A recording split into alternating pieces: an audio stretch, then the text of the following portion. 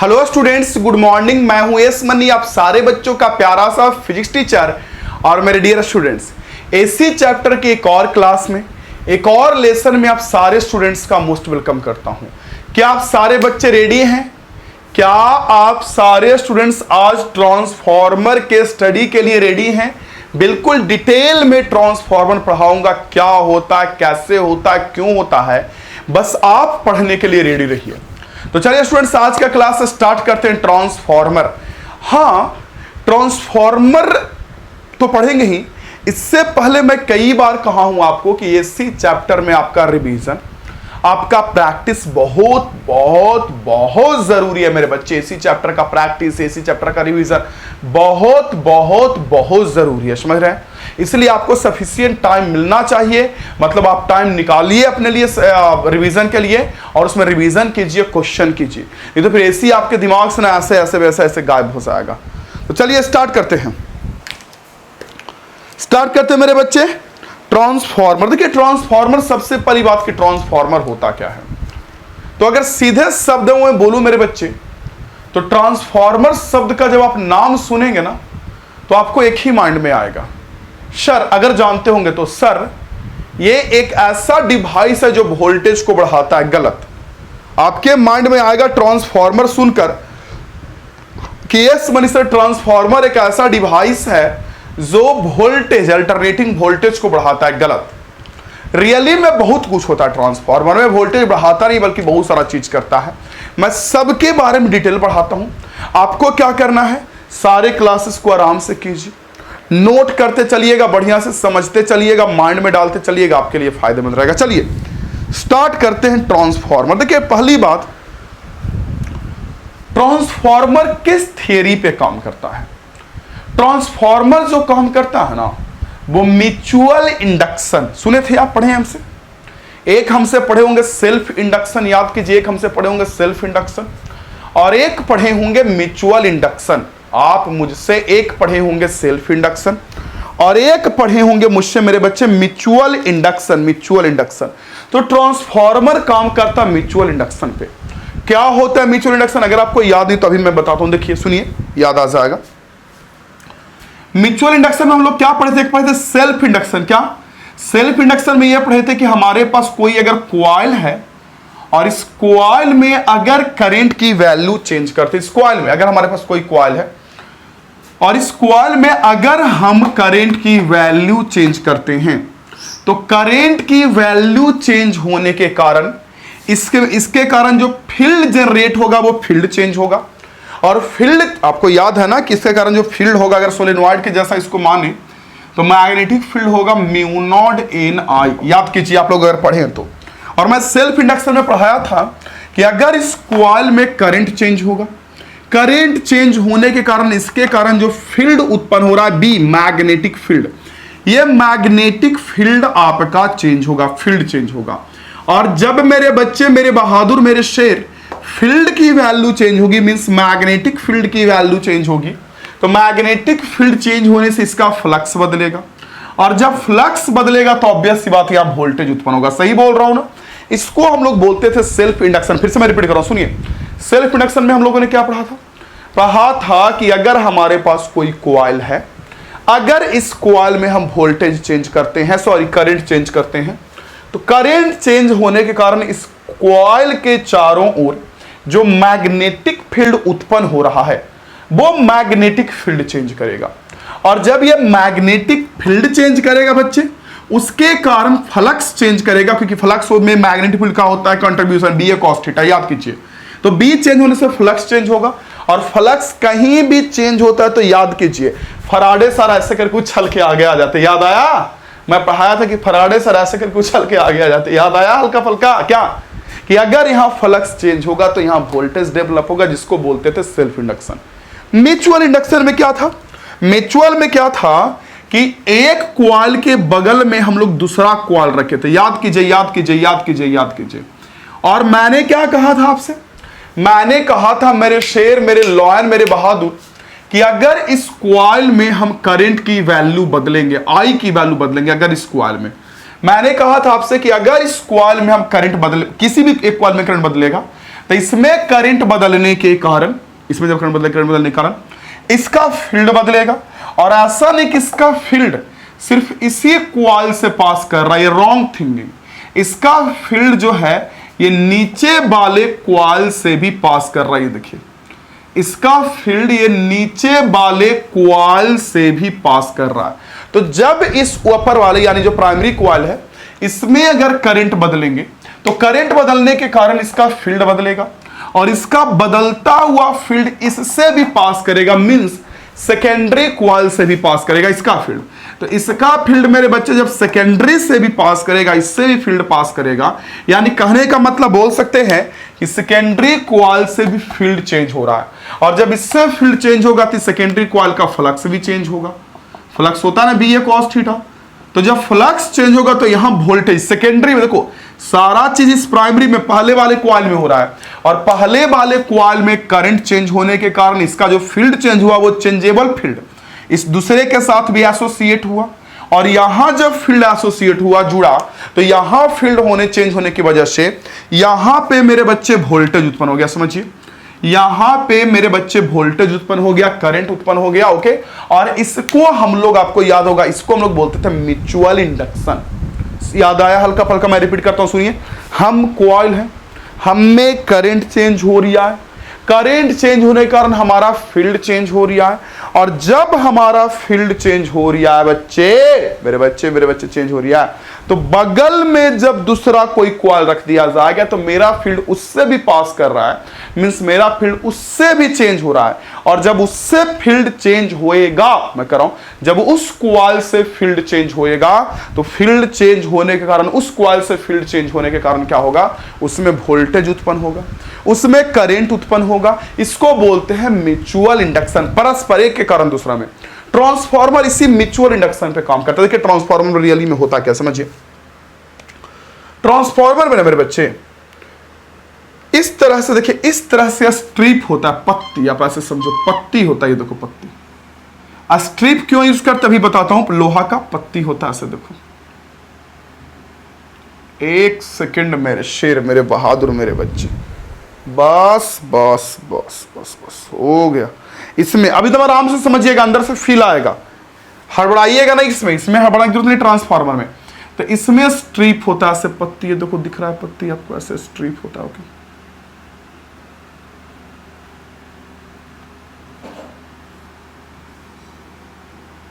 ऐसे स्ट्रिप होता है। और जब ट्रांसफार्मर में इस तरह से स्ट्रिप होता है मेरे बच्चे, देखो ऐसे स्ट्रिप होता है, ये देखो,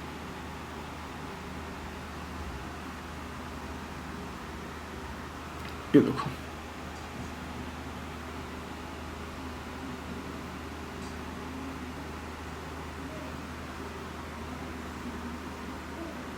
ये देखो ट्रांसफार्मर में इस तरह से स्ट्रिप होता है, ये देखो।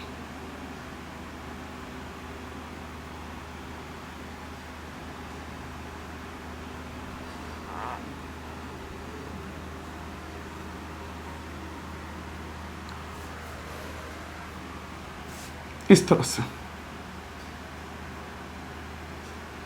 मैं थोड़ा छोटा फिगर ड्रॉ कर दिया ना, चलो कोई बात नहीं, चलेगा चलेगा चलेगा चलेगा। ये देखिए, ये देखो ऐसे ट्रांसफार्मर में इस तरह से स्ट्रिप होता है, देख रहे हैं, पतला पतला पत्ती। स्ट्रिप क्यों यूज किया जाता है? आप इड्डी करंट को याद करो, मैं बताया था इड्डी करंट में कि इड्डी करंट बट जाएगा अलग अलग पार्ट में स्ट्रिप यूज करने से, याद आ रहा है?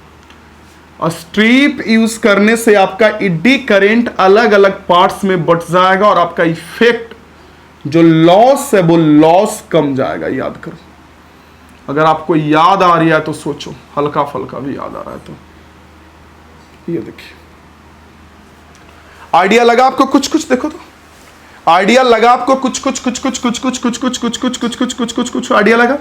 जी सर, जी सर, जी सर। तो ऐसा ट्रांसफार्मर में स्ट्रिप होता है। अब इस स्ट्रिप के ऊपर मेरे बच्चे ऐसे करके, ये देखो वायर यानी क्वाइल्स लपेटे हुए होते हैं, ये देखो क्वाइल्स, तार दिख रहा आपको, ये देखो।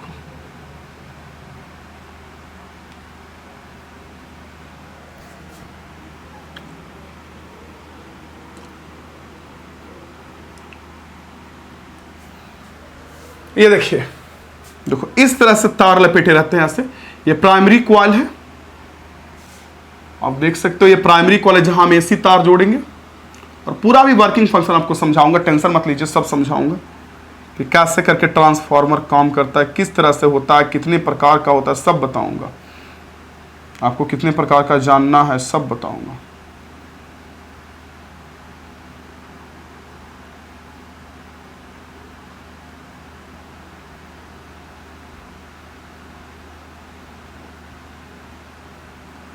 ये देखिए,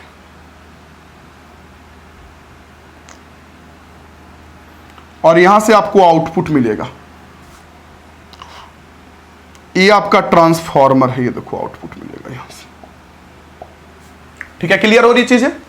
अब देखो रियली में इसमें होता क्या वो समझो, देखो रियली में होता क्या, कैसे काम करता है वो बताता हूं, सुनिए। ट्रांसफार्मर के बारे में जो आप जानते हैं कि वोल्टेज बढ़ाने का काम करता है, ये एक हद तक सही है लेकिन सर्वदा सही नहीं है। कैसे नहीं सर्वदा सही है, देखिए पहले काम करता है वो समझिए। जैसे आपने यहां एसी सोर्स जोड़ा ट्रांसफार्मर का, यहां से आपको वोल्टेज मिलेगा, करंट मिलेगा, वोल्टेज बढ़ा मिले कम मिले जो भी मिले मुझे नहीं पता क्या मिलेगा, यहां से आपको आउटपुट मिलेगा, ये आपका इनपुट हो गया। ओके, एसी मेंस आप इसको कह सकते हैं कि आपका एसी सोर्स है या एसी मेंस है, जो भी बोलिए।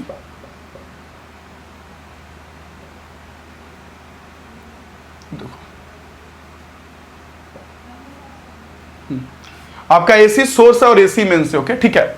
अब सुनिए मेरी बात को, मैं क्या कर रहा हूं रियली में होता क्या, सुनिए होता क्या ना मेरे सर, होता क्या ना मेरे बच्चे, कि जो ट्रांसफार्मर आपको दिख रहा है ना, ये जो ट्रांसफार्मर दिख रहा है, इसका ये प्राइमरी कॉइल कहते हैं, इसको बोलते हैं सेकेंडरी कॉइल। तो इसमें क्या होता है कि जब एसी सोर्स जोड़ते हैं तो एसी सोर्स तो का जो करंट है, एसी करंट, वो तो ऑटोमेटिक लगातार चेंज होते रहता है। यस और नो? मैं आपसे कह रहा हूं कि एसी का करंट तो ऑटोमेटिक ना लगातार चेंज होते रहता है, 1 एम्पियर 2 एम्पियर 3 एम्पियर 10 एम्पियर, फिर कमते कमते 0 होता है, फिर बढ़ता फिर कमता है।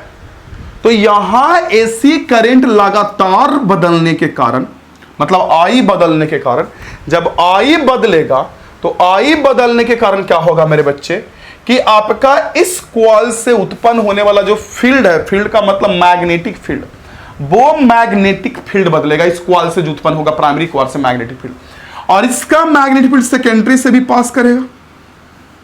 इसका जो फील्ड है, इसका प्राइमरी का जो चेंजेबल फील्ड है, चेंजेबल फील्ड जो फील्ड चेंज हो रहा है, परिवर्तनशील मैग्नेटिक फील्ड, वो इससे भी पास करेगा।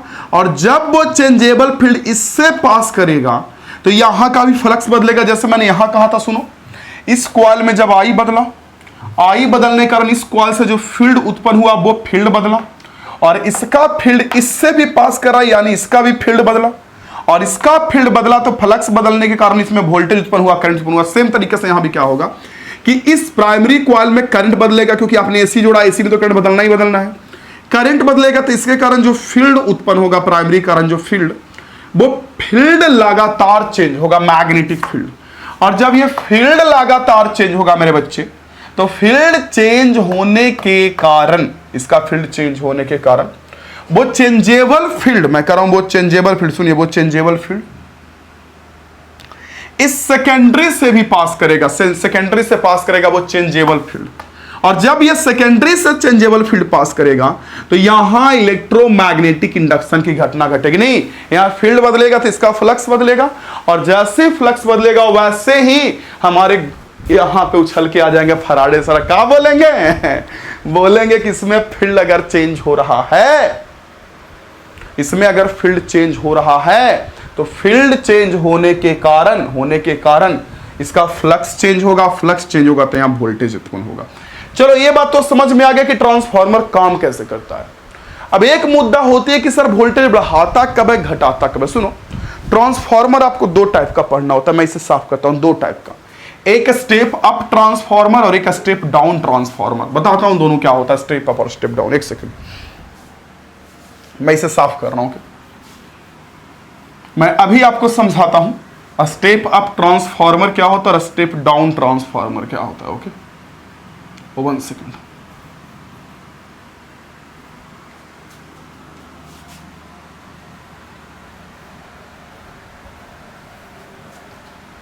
चलिए देखिए, स्टेप अप स्टेप डाउन क्या होता है। स्टेप अप ट्रांसफार्मर जो होता है ना, सीधे शब्द में अगर बता दें रट्टा टाइप का, तो आपको बता दें कि स्टेप अप ट्रांसफार्मर वोल्टेज बढ़ाता है, क्या करता है स्टेप अप?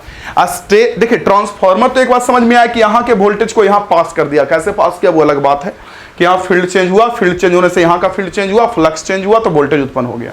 लेकिन स्टेप अप ट्रांसफार्मर जो है वो वोल्टेज बढ़ाता और स्टेप डाउन घटाता है। यानी सर ट्रांसफार्मर वोल्टेज घटाता भी है, हाँ घटाता भी है, अब बढ़ाता भी है, हाँ बढ़ाता भी है, घटाता। देखो स्टेप अप कैसे होता है और कैसे काम करता है वो मैं बना रहा हूं। ये देखिए, ये जो फिगर ड्रॉ कर रहा हूं ये आपका स्टेप अप। एक सेकंड बच्चे, एक सेकंड। ट्रांसफार्मर के फिगर में बड़ा सावधानी बरतना पड़ता है, थोड़ा भी लपेटा इधर उधर हुआ ना तो कुछ का कुछ हो जाएगा। ये देखिए, ये जो ट्रांसफार्मर आपको दिख रहा है फिगर में, देखिए ये जो ट्रांसफार्मर दिख रहा है फिगर में, ये आपका स्टेप अप ट्रांसफार्मर। ये देखो, ये आपका स्टेप अप ट्रांसफार्मर, ये जो दिख रहा है। अलग से हम लोहा वाला नहीं, सिर्फ कॉइल दिखाए हैं, कॉइल ही दिखाया रहेगा फिगर में, आपको एग्जाम में भी कॉइल ही सिर्फ बनाना है, ठीक है। तो इस तरीके से स्टेप अप है। स्टेप डाउन ट्रांसफार्मर क्या होता है वो देखिए, वो भी दिखाता हूं। स्टेप डाउन भी देखिए, एक सेकेंड,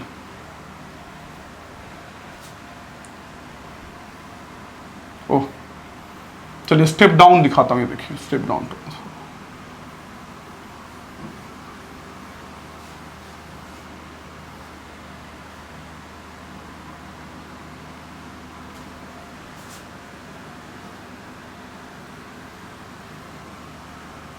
ये देखिए, एक हुआ स्टेप अप ट्रांसफार्मर, एक हुआ स्टेप डाउन ट्रांसफार्मर। अब स्टेप डाउन क्या करता है, स्टेप अप क्या करता है, ये समझिए अच्छे से। स्टेप अप वोल्टेज बढ़ाता है और स्टेप डाउन वोल्टेज कमाता है। यहां तो आपका प्राइमरी सोर्स हो गया, देखो यहां पे एसी जोड़ोगे, एसी सोर्स ऐसे जोड़ोगे, प्राइमरी कॉइल हो गया। ये प्राइमरी कॉइल जिसमें जोड़ते हैं ना एसी, उसको बोलते हैं प्राइमरी कॉइल। मैं यहां लिख ही देता हूं ऐसे। एक सेकंड, एक सेकंड बहादुर, मैंने पहले ही बोला कि ऐसे भी ट्रांसफार्मर के क्लास में थोड़ा रुकना पड़ेगा आराम से।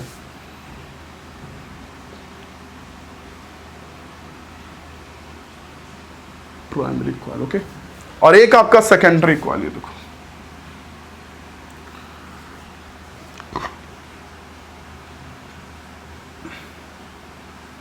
ओके, एक आपका प्राइमरी कॉइल हो गया बच्चे, और एक आपका हो जाएगा सेकेंडरी कॉइल। ओके, एक प्राइमरी कॉइल हो जाता है, एक सेकेंडरी कॉइल होता है। तो ये हुआ, एक सेकंड, 1 सेकंड मेरे बच्चे, बस हो ही गया, हो गया कॉइल। तो प्राइमरी कॉइल में एसी मेन जोड़े और यहां से हमको वोल्टेज मिलेगा। तो दोनों में स्टेप अप और स्टेप डाउन में आपको कुछ अंतर दिख रहा है क्या फिगर में, बताइए तो, तब आपको समझ में आ जाएगा कि स्टेप अप रियली में क्या करता है, स्टेप डाउन क्या करता है। क्या दोनों में अंतर? देखो ये प्राइमरी जो कॉइल है स्टेप अप में, प्राइमरी जो कॉइल है स्टेप अप में, इसमें टर्न्स की संख्या कम है, और जो सेकेंडरी कॉइल है इसमें टर्न की संख्या ज्यादा। देख लो, प्राइमरी में नंबर ऑफ टर्न्स हमारा एनपी है, एनपी, और सेकेंडरी में नंबर ऑफ टर्न्स हमारा एनएस है। ये देखिए, प्राइमरी में नंबर ऑफ टर्न्स हमारा एनपी है और सेकेंडरी में एनएस है। यहां आउटपुट मिलेगा, यहां टर्न का नाम दिया एनएस, यहां टर्न का नाम दिया एनपी। जितना टर्न से हमको आउटपुट मिलेगा, ये देखो आउटपुट मिलेगा। आई बात समझ में? मैं क्या कर रहा हूं बहुत समझ में आ रहा है? डिफरेंस आपको पता चल रहा है मैं क्या कर रहा हूं? डिफरेंस देखो तो, यहां भी नंबर ऑफ टर्न प्राइमरी में एनपी है और सेकेंडरी में हमारा नंबर ऑफ टर्न क्या है हमारा बच्चा, एनएस है। देखो एनएस है, ओके ठीक है। दोनों में अंतर क्या है? देखो स्टेप अप ट्रांसफार्मर जो है ना बच्चे, वो वोल्टेज बढ़ा रहा है। अब वोल्टेज क्यों बढ़ा रहा है वो सुनो, वोल्टेज क्यों बढ़ा रहा है? क्योंकि इसके सेकेंडरी में टर्न ज्यादा है। आप यहां मेन सोर्स जोड़ोगे और इधर से आपको वोल्टेज मिलेगा, म्यूचुअल इंडक्शन के कारण यहां फ्लक्स चेंज होगा तो इसमें फ्लक्स चेंज होगा, तो यहां आपको वोल्टेज मिलेगा। तो मैं क्या कर रहा हूं, सेकेंडरी जो स्टेप अप होता है उसमें सेकेंडरी कॉइल में नंबर ऑफ टर्न्स ज्यादा होता, अधिक होता as compare to primary coil. देख लो, इन सेकेंडरी कॉइल में नंबर ऑफ टर्न्स में, फिर से कर रहा हूं, नंबर ऑफ टर्न्स ज्यादा होता है, अधिक होता है as compare to primary coil. Okay, वही मैं बात करूं मेरे बच्चे समझिए, और वही मैं बात करूं स्टेप डाउन ट्रांसफार्मर की, तो प्राइमरी जो कॉइल आपको दिख रहा है ये देखो, प्राइमरी जो कॉइल दिख रहा है जिसमें नंबर ऑफ टर्न एनपी, और ये जो आपका सेकेंडरी कॉइल है,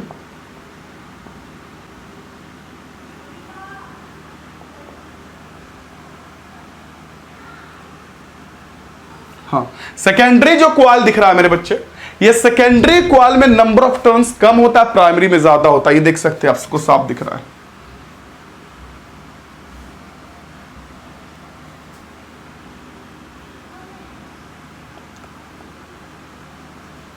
आपको साफ दिख रहा है, देखिए साफ दिख रहा है। प्राइमरी हो गया, वो सेकेंडरी हो गया, सेकेंडरी में टर्न्स कम हो गया, प्राइमरी में टर्न्स ज्यादा है, प्राइमरी में यहां वगैरह वगैरह वगैरह। तो यहां सेकेंडरी में ज्यादा टर्न होने के कारण ये वोल्टेज बढ़ा देता है स्टेप अप, और प्राइमरी और इस स्टेप डाउन में सेकेंडरी में कम टर्न है, मतलब इससे यहां कम है, तो ये वोल्टेज कम कर देता है। सारा टर्न का फेरा है। वैसे तो आप मैथमेटिकली आगे जाके समझोगे कि ऐसा क्यों होता है, लेकिन अभी बस इतना समझो, ऐसे समझ सकते हो कि यहां टर्न्स की संख्या ज्यादा है, और अगर कोई लॉसेस नहीं हो रहा है तो टर्न की संख्या ज्यादा होने की वजह से यहां फ्लक्स का चेंज ज्यादा, मतलब फ्लक्स यहां ज्यादा पास करेगा। एरिया ज्यादा हो गया, बहुत ज्यादा टर्न हो गया इसलिए, और इसलिए यहां ज्यादा वोल्टेज का चांस होगा। यहां क्या होगा कि टर्न्स की संख्या कम, इसलिए ऊपर वाले से नीचे में फ्लक्स कम हो जाएगा, तो वोल्टेज कम हो जाएगा। ये आपको समझने के लिए बताया। Transformer clear? ट्रांसफॉर्मर समझ में आया तो सुनिए। अबर से कोई बोले ट्रांसफॉर्मर कितने टाइप का होता है, सीधा बोलिएगा कि 2 टाइप का पढ़े हैं। कौन कौन सा बताइए? Step up, step down. कोई आपसे बोलेगा स्टेप अप का करता है, का करता है, का करता है, का करता है, क्या बोलिएगा बताइए? मैं भी कभी कभी आप लोग के साथ बच्चा बन जाता हूं, बताइए जल्दी से। स्टेप अप ट्रांसफॉर्मर क्या करता है? वोल्टेज इंक्रीज कर रहा है। स्टेप डाउन, अभी मैं अधूरा बताया, अभी पूरा बताना बाकी है, रुकिए। और स्टेप डाउन क्या करता है? वोल्टेज डिक्रीज करता है। इतना पूरा क्लियर? ये चीजें पूरी क्लियर? जी सर, चलिए क्लियर तो अच्छी बात है। अब मैं आगे बढ़ के आपको आगे का चीज बताता हूं, सुनिए मेरी बात। मैं क्या करूंगा आगे बढ़ के आपको, कि आपके माइंड में एक क्वेश्चन नहीं उठा क्या कि सर स्टेप अप वोल्टेज बढ़ा दे रहा, सर ये तो समझ गए, हाँ समझ गए, ठीक है, स्टेप अप वोल्टेज बढ़ा रहा है, ये तो समझ गए सर। तो यस मनीष सर, हाँ भाई बोलिए ना। तो स्टेप अप जब हमारा वोल्टेज बढ़ा दे रहा है सर, सुनिए, स्टेप अप जब वोल्टेज बढ़ा दे रहा है सर, तो सर वोल्टेज भी तो एक एनर्जी का पार्ट होता है, हाँ होता है। तो सर एनर्जी बढ़ा कहां से सर? बाहर से कोई एनर्जी दे भी नहीं रहे इसको। बाहर से कोई एनर्जी देते तो मानते कि चलो कि भी वो एनर्जी वोल्टेज में बदल के बढ़ गया। तो सर ये एनर्जी बढ़ा कहां से सर? स्टेप अप वोल्टेज बढ़ाया कैसे सर? और सर यहां अगर एनर्जी का, यहां तो चलो कम रहा तो समझ सकते हैं कि चलो लॉस हो गया होगा, एनर्जी कम गया वोल्टेज। स्टेप डाउन में, स्टेप डाउन में वोल्टेज कम, एनर्जी लॉस होगा तो वोल्टेज कम जाएगा। लेकिन अगर लॉस नहीं है तो सर यहां वोल्टेज कम कैसे रहा सर? दोनों बातें बच्चे। स्टेप अप वोल्टेज बढ़ा कैसे रहा? एनर्जी कहां से लाया? ये कमा एनर्जी गया, ऐसे कैसे हो रहा है सर? एनर्जी तो ना डिस्ट्रॉय कर सकते हैं, बस एक फॉर्म से दूसरे फॉर्म में, समझ रहे हो मेरा कहने को, बदल सकते हैं। आपको पता होगा, आप लोग ज्यादा समझदार हो मुझसे। देखो रियली में क्या बच्चे, सुनिए, मैंने ये नहीं कभी कहा कि एनर्जी बढ़ रहा है, मैंने कहा यहां वोल्टेज बढ़ रहा है। और आपको पता होगा पावर में, एनर्जी में, एनर्जी पावर भी एक एनर्जी का फॉर्म होता है। 1 सेकेंड यूनिट टाइम का जो एनर्जी होता है उसको पावर बोलते हैं, आपको पता होगा। तो पावर बोलिए या टी टाइम के लिए एनर्जी बोलिए, बात सेम है। तो मैंने क्या बोला आपसे? मैंने बोला आपसे मेरे बच्चे, मैंने ये नहीं कभी कहा कि यहां जो एनर्जी है ना वो बढ़ रहा है, मैंने कहा वोल्टेज बढ़। देखो पावर में यानी एनर्जी में ना वोल्टेज के साथ साथ करंट भी जुड़ता है। ये देखो पावर में मेरे बच्चे यानी एनर्जी में वोल्टेज के साथ साथ करंट भी आता है, दोनों आता है, पीवी इंटू आई, आपको पता भी होगा। तो जानते हैं रियली में क्या होता है मेरे बच्चे? स्टेप अप ट्रांसफॉर्मर जब वोल्टेज बढ़ा देता है ना वोल्टेज, तो इसमें करंट का वैल्यू स्टेप अप में कम जाता है। फिर से आपको मैं कह रहा हूं, सुनिए, स्टेप अप ट्रांसफॉर्मर वोल्टेज बढ़ाता है ये, तो करंट इसमें कम जाता है। होता है ऐसा, वोल्टेज बढ़ता तो करंट कमता होता है ऐसा, तभी तो एनर्जी सेम रहेगा ना। जैसे मैं आपको एक सिंपल सा एग्जांपल समझाऊं तो आपको समझ में आएगा। चलो आपको ये समझाने के लिए ले रहा हूं। स्टेप अप में वोल्टेज कितना लो, चलो 20 वोल्ट, ठीक है, और करंट मान लो 5 एम्पियर, ठीक है, 5 एम्पियर, चलो ठीक है। पावर कितना होगा 20 × 500, ठीक है, 100 वाट होगा, या टी टाइम में अगर एनर्जी निकालोगे तो भाई टी से इंटू हो जाएगा। पावर में भी इंटू आई होता है, एनर्जी में एक टाइम भी इंटू होगा।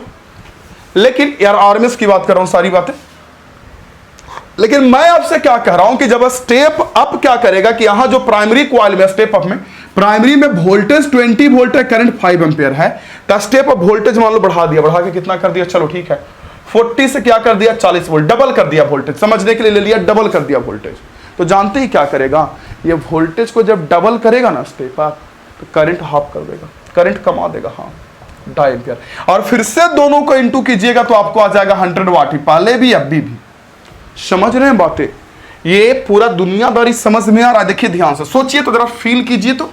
और वैसे बच्चे जब तक खुद नहीं सोचेंगे तब तक बच्चे कोई फायदा नहीं होता, आपको पता भी होगा, कोई फायदा नहीं होता बच्चे।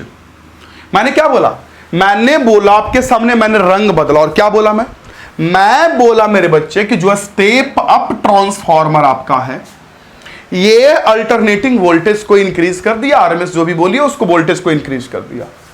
तो अगर ये वोल्टेज को इंक्रीज किया तो एनर्जी लाया कहां से, एनर्जी तो एक्स्ट्रा कहां से, वोल्टेज कैसे इंक्रीज करेगा। तो रियली में मैंने क्या कहा कि एनर्जी में सिर्फ वोल्टेज का ही हाथ नहीं होता, करंट का भी हाथ होता है। तो स्टेप अप अगर वोल्टेज बढ़ाता है तो करंट को कमा देता है स्टेप अप। समझ में आ रही बातें मैं क्या कर रहा हूं, स्टेप अप अगर वोल्टेज बढ़ाएगा तो करंट को स्टेप अप कमा देगा, देखो आई को कम कर देगा, और फिर दोनों का प्रोडक्ट हमेशा सेम आएगा, V इंटू आई दोनों का प्रोडक्ट होगा वो सेम आ जाएगा बच्चे। कहने का सेंस, ट्रांसफार्मर अगर वोल्टेज बढ़ा रहा है तो करंट को कमा देगा, तब जाके एनर्जी इनिशियल और फाइनल सेम रहेगा। तो अगर कोई लॉस नहीं हो तो 20 × 500, 14 × 250 आपका देख लो। और तो फिर बच्चे बोलेंगे sir step down, sir step down तो वोल्टेज कमाता है, हाँ कमाता है, तब वोल्टेज कमा देगा तो करंट बढ़ जाएगा। एक क्वांटिटी कमेगा तो दूसरा बढ़ेगा, तब ना एनर्जी कंजर्व रहेगा, इंटू होकर सेम आएगा, तब ना एनर्जी सेम रहेगा। मेरी बातें समझ में आ रही है, फील कर पा रहे हो मैं क्या कह रहा हूं, आइडिया लग रहा है आपको, और आपको अंदर से ये फील आनी चाहिए कि सच में सर ये होना चाहिए। वोल्टेज बढ़ गया, कैसे बढ़ गया सर, अपने आप कहां से आ गया, तो रियली में करंट को कम कर दिया, एक फैक्टर को कम कर दिया, एक को बढ़ा दिया, सेम, ठीक है। चलो मैं इसे इरेज कर दे रहा हूं। तो अब आपके पास ट्रांसफार्मर का डिफिनीशन आ गया, क्या कि ट्रांसफार्मर वो डिवाइस है, कौन डिवाइस है, ट्रांसफार्मर वो डिवाइस है जो अल्टरनेटिंग वोल्टेज को तो बढ़ाता है, सुनिए, जो अल्टरनेटिंग वोल्टेज को बढ़ाता है तो करंट को कमाता है, या अगर अल्टरनेटिंग वोल्टेज को कमाता है तो करंट को बढ़ा देता है। समझ में आ रही बातें, ट्रांसफार्मर वोल्टेज बढ़ा भी सकता है, घटा भी सकता है, और याद रखिएगा जब वोल्टेज बढ़ेगा तो करंट कम जाएगा, जब वोल्टेज कमेगा तो करंट बढ़ जाएगा। तो इस बात को ध्यान रखना है, ठीक है, क्लियर हो रही है चीजें। ट्रांसफार्मर हमारा म्यूचुअल इंडक्शन पे काम करता है, म्यूचुअल इंडक्शन पे, परस्पर जो होता है, एक के में फ्लक्स चेंज होने के कारण दूसरा। और एक बात और भूल गया, एक बात और, ट्रांसफार्मर जो है ना मेरे बच्चे, वो डीसी पे कभी नहीं काम करता, एसी पे ही काम करता है, आगे लिखवाऊंगा भी। ट्रांसफार्मर डीसी पे काम नहीं करता, क्यों डीसी करंट पे नहीं काम करता, डायरेक्ट करंट, जो बैटरी वाला करंट है उसको डायरेक्ट करंट बोलते हैं, आपको पता होगा, जो बैटरी वाला करंट है उसको बोलते हैं डायरेक्ट करंट, उस पर ट्रांसफार्मर काम नहीं करता। क्यों, क्योंकि देखिए ट्रांसफार्मर हमारा म्यूचुअल इंडक्शन पे काम करा। सुनिए मेरी बात, मैंने क्या बोला, मैंने बोला ट्रांसफार्मर हमारा म्यूचुअल इंडक्शन का काम कर रहा है। म्यूचुअल इंडक्शन में हो क्या रहा है, यहां करंट बदलेगा तो फील्ड बदलेगा, करंट बदलेगा तो फील्ड बदलेगा, तो फ्लक्स बदलेगा तो वोल्टेज उत्पन्न होगा। लेकिन लेकिन लेकिन एसी में तो करंट बदलता है अपने आप, लेकिन डीसी में करंट सेम रहता है, वहां नहीं बदलता है। तो अगर डीसी जोड़ दीजिएगा तो नहीं काम करेगा, एसी में ही जोड़िएगा तो एसी जोड़िएगा तो काम करेगा, और उसके हेल्प से वोल्टेज को बढ़ा सकते हैं, कमा सकते हैं, या जो करना है वो कर सकते हैं। ठीक है, क्लियर हो रही चीजें। तो चलिए अब ट्रांसफार्मर हेडिंग करके लिखिए उसका डिफिनीशन। अब आप सटीक डिफिनीशन दे पाएंगे ट्रांसफार्मर का, क्या कि लो वोल्टेज को हाई वोल्टेज में बदलता है तो हाई करंट को लो करंट में बदल देता है, यानी वोल्टेज कम को ज्यादा करता है तो ज्यादा करंट को कम कर देता है, यानी यहां पे करंट ज्यादा होगा, यहां कम हो जाएगा, यानी बोल सकते हैं कि ज्यादा करंट को कम कर देता है। ओके, या यहां क्या बोलिएगा कि ट्रांसफार्मर हाई वोल्टेज को लो वोल्टेज में बदलता है, वोल्टेज हाई है तो उसको लो में बदलेगा, तो लो करंट को हाई करंट कर देगा जहां वोल्टेज। ओके, क्लियर हो रही है। चलिए लिखिए ट्रांसफार्मर का डिफिनीशन लिखिए। लिखिए it is a device, it is a device, device, it is a device used for converting, it is a device used for converting low alternating voltage, देखिएगा it is a device used to converting, okay, used for converting low alternating voltage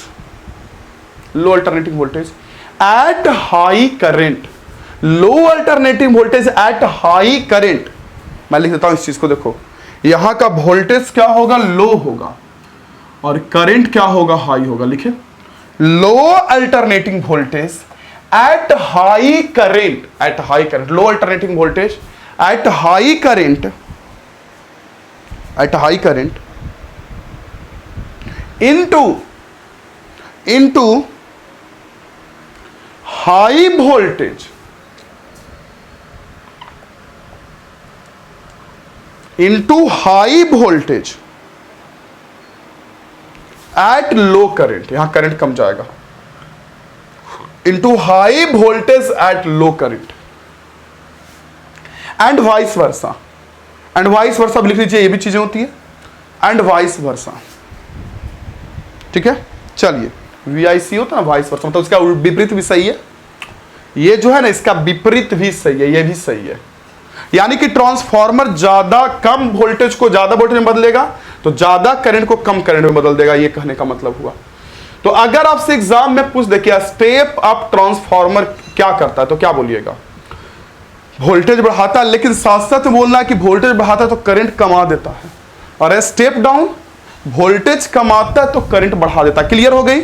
अब जब transformer लिख लिए definition, तो नीचे इस चीज को लिख लीजिए कि ट्रांसफार्मर किस प्रिंसिपल पे काम करता है, किस प्रिंसिपल पे।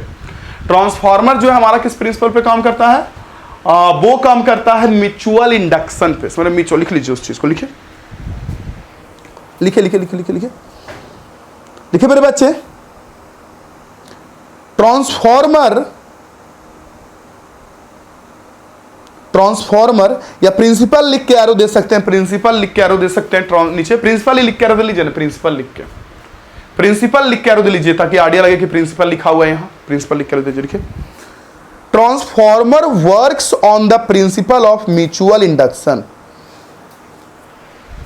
Transformer works on the principle of mutual induction, MUTUL जो mutual induction, okay, mutual induction पे फुल स्टॉप के बाद लिखिए उसी में, दैट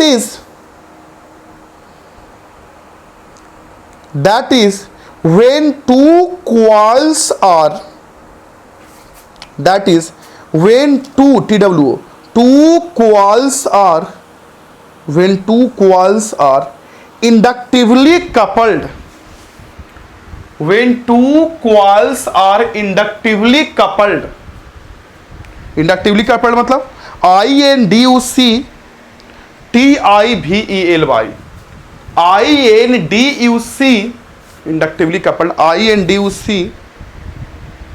TIVELY, इंडक्टिवली मतलब इंडक्टिवली कपल है दोनों, इंडक्शन दोनों के बीच होता है ना, उसको बोलते हैं inductively coupled, inductively coupled. And when current और magnetic flux, and when current, यहां का करंट या मैग्नेटिक फ्लक्स जो भी, एंड वेन करंट और magnetic flux is changed through one of the two coil, is changed through one of the two coil, मतलब दोनों में से एक कॉइल में, इसमें प्राइमरी में की बात कर रहे हैं कि अगर करंट या फ्लक्स यहां का चेंज होगा, one of the two coil, then induced EMF, then induced EMF is produced in the other coil, then induced EMF is produced in the other coil, मतलब इसमें अगर फ्लक्स वगैरह चेंज होगा तो इसके कारण इस दूसरे कॉइल में EMF इंड्यूस्ड होगा, इस दूसरे कॉइल में। क्लियर चीज है, ये चीजें clear, induced EMF produced in the other coil, induced in the other coil, ठीक है, क्लियर। या इसमें चेंज होगा तो इसमें होगा, ठीक है, प्रिंसिपल हो गया।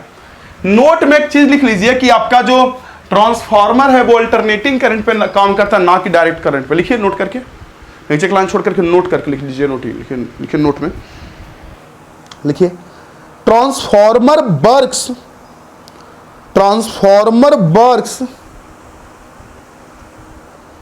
हाँ, transformer works on alternating current. Transformer works on alternating current,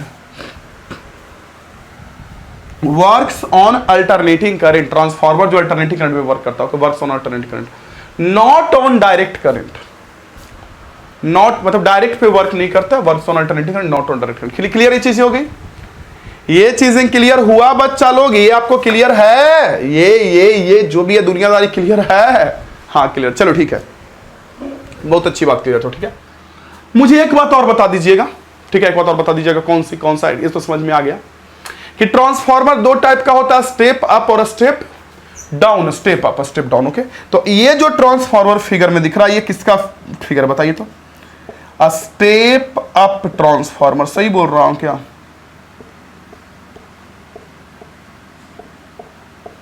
ये जो फिगर दिख रहा है स्टेप अप का, और ये किसका फिगर है? स्टेप डाउन का। ये देखो step down transformer.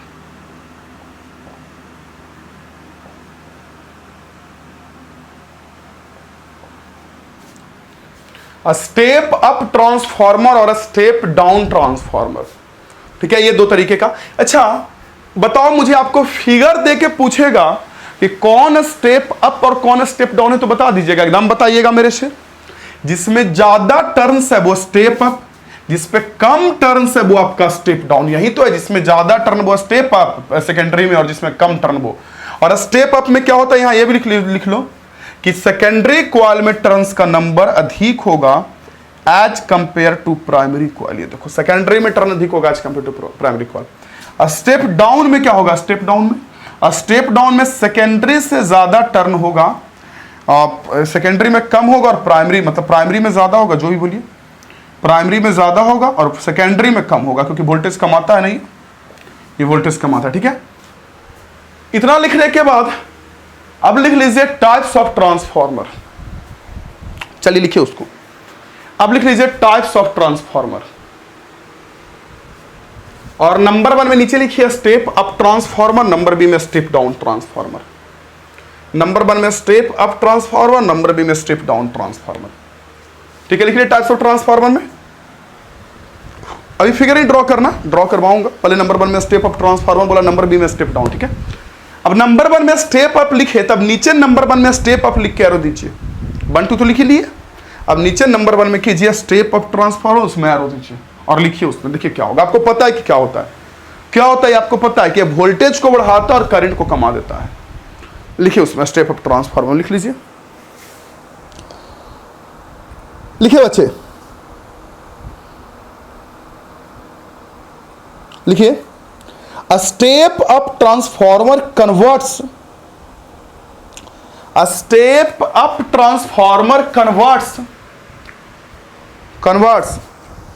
low voltage at high current.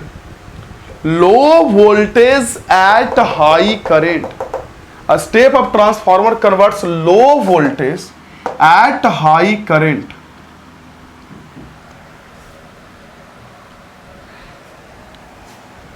Low voltage at high current, ठीक है, into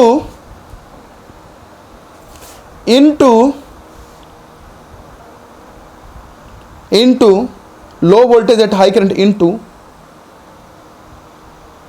high voltage at low current, sorry हाँ, low voltage at high current into high voltage at low current, into high voltage at low current. Voltage ज्यादा हो जाएगा, लिख लिए। Step up transformer converts low voltage at high current into high voltage at low current, into high voltage at low current. Clear? चलो ठीक है, clear.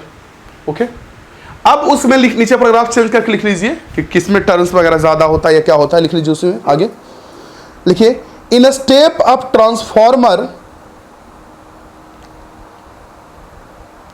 in a step up transformer the number of turns in secondary coil, the number of turns in secondary coil, in a step up transfer the number of turns in secondary coil, bracket में NS कीजिएगा, in a step up transformer the number of turns in secondary coil, bracket में NS, number of turns in secondary coil, bracket में NS, is greater than या is more than, जो भी लिख सकते हैं, okay, secondary coil is greater than the number of turns in primary coil, bracket में NP, greater than या more than the number of turns in primary coil, bracket में NP. बस हो गया ना, ब्रैकेट में एक में एनएस एक में एनपी। क्लियर? चलिए क्लियर, ओके, ठीक है ठीक है ठीक है ठीक है ठीक है ठीक है।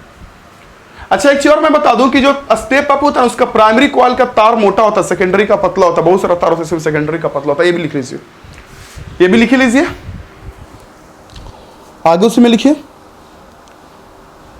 The primary coil is made of a thick insulated copper wire, the primary coil is made of a thick insulated copper wire, thick insulated copper wire. Insulated का मतलब है कि एक तार का दूसरे तार से कोई कांटेक्ट नहीं है, एक फेरा का दूसरे से फेरा का कोई कांटेक्ट नहीं है, करने का मतलब हुआ। इंसुलेटेड का मतलब ये मत समझिएगा कि उसमें करंट ही नहीं बह रहा है, तो फिर काम कैसे होगा, करंट तो बना ही बना है। मैंने क्या बोला, the primary coil is made of thick insulated copper wire, comma, while the secondary coil is made of, while the secondary coil is made of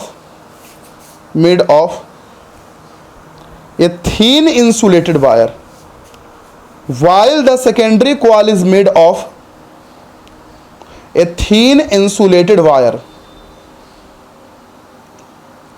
ठीक है, made of A thin insulated wire. Clear हो गया ये चीजें? ठीक है, अब ये फिगर ड्रॉ करो, सिर्फ ये वाला स्टेप अप वाला, सिर्फ ये फिगर ड्रॉ कीजिए। इसी के उल्टा में स्टेप डाउन लिख लेना है, इसी के उल्टा में step down.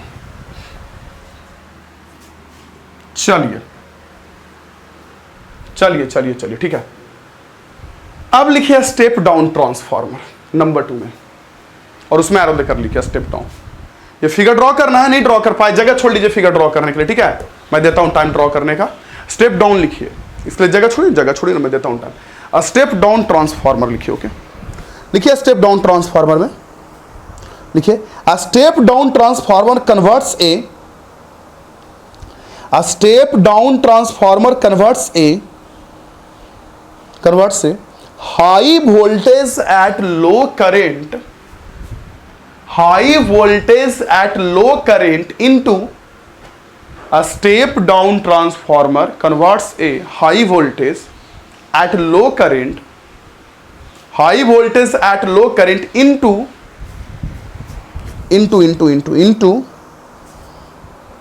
low voltage at high current,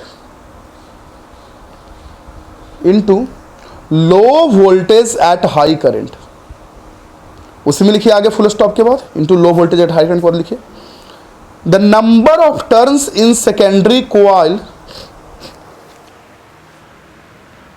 number of turns in secondary coil, इसकी बात कर रहा हूं, इसमें number of turns in secondary coil, ठीक है, ब्रैकेट में एनएस कीजिएगा, is less than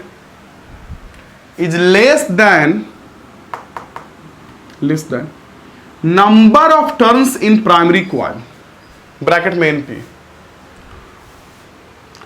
number of turns in secondary coil, bracket में NS, is less than number of turns in primary coil, bracket में एनपी। क्लियर? सेकेंडरी कॉइल में turns कम होगा as compare to primary coil. Clear हो गई ये चीजें? चलिए, ये चीजें क्लियर हो गई तो बहुत अच्छी बात है, बहुत अच्छी बात है, बहुत अच्छी बात है, ओके। ठीक है ठीक है ठीक है ठीक है ठीक है ठीक है ठीक है ठीक है। अब इस चीज को भी लिख लीजिए, थिक थिन वाला, कि इसका ये थिक होगा वो थिन होगा, लिख लीजिए उसमें। उसमें आगे इस चीज को लिख लीजिए, in a step down transformer, in a step down transformer the primary coil is made of a thin wire. In a step down transformer the primary coil